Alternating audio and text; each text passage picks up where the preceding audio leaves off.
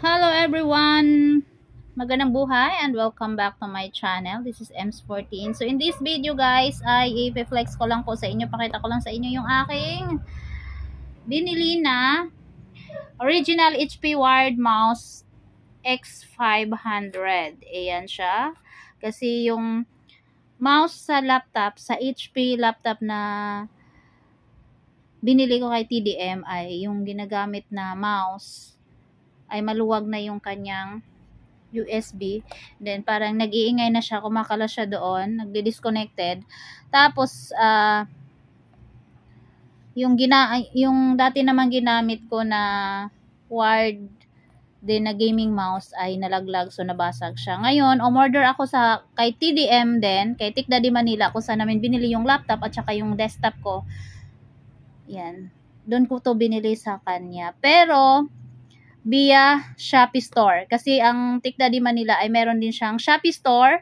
At sa mga gusto rin na mag-avail ng mga computer niya, pwede doon. Meron din doong installment via Shopee Pay.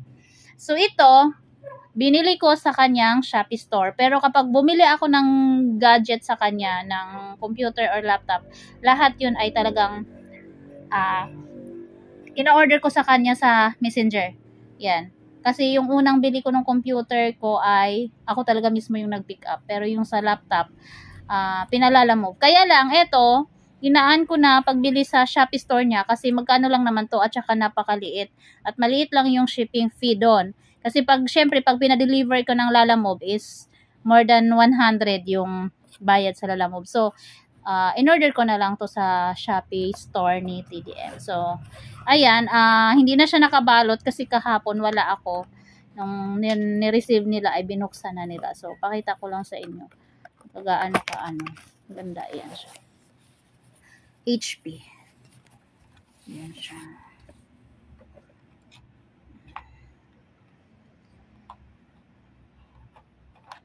Actually, na-try ko na to kagabi at saka maganda talaga yung siya, function niya.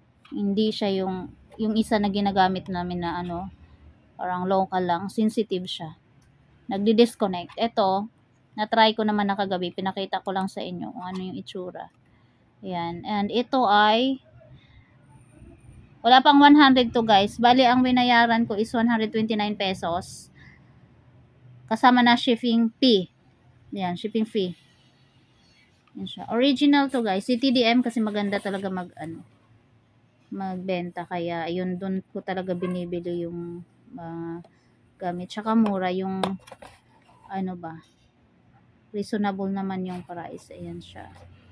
Di kasi ako gumagamit ng Bluetooth na mouse kasi parang para sa akin is hassle siya. Siyempre, mag-charge pa or ganun. At least ito, saksak mo lang doon.